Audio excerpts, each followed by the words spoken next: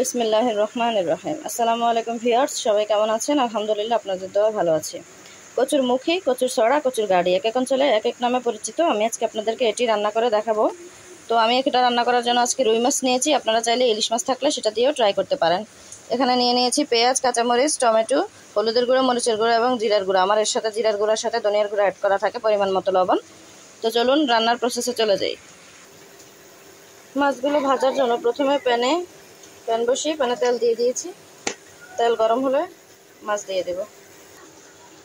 তেল গরম হয়ে গেছে, আমি একে একে মাছগুলো দিয়ে নিচ্ছি।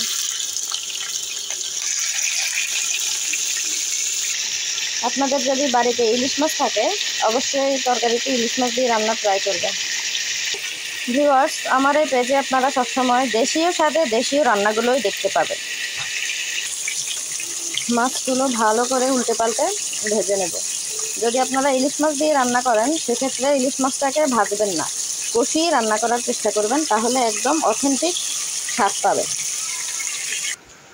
মাছগুলো ভাজা শেষ, এবার উঠিয়ে নিলাম। এ পর্যায়ে প্যানে দিয়ে দেব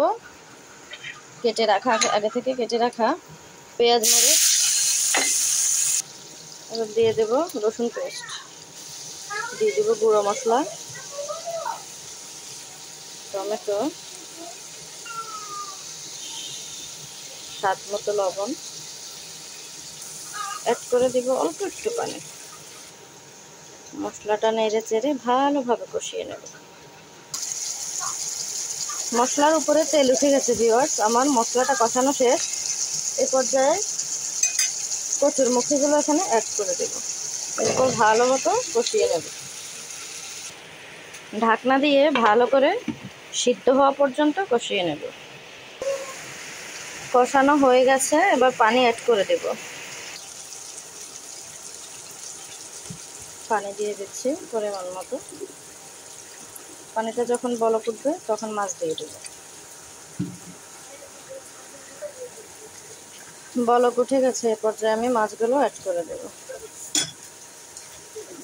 ঢাকনা দিয়ে ঢেকে দেব।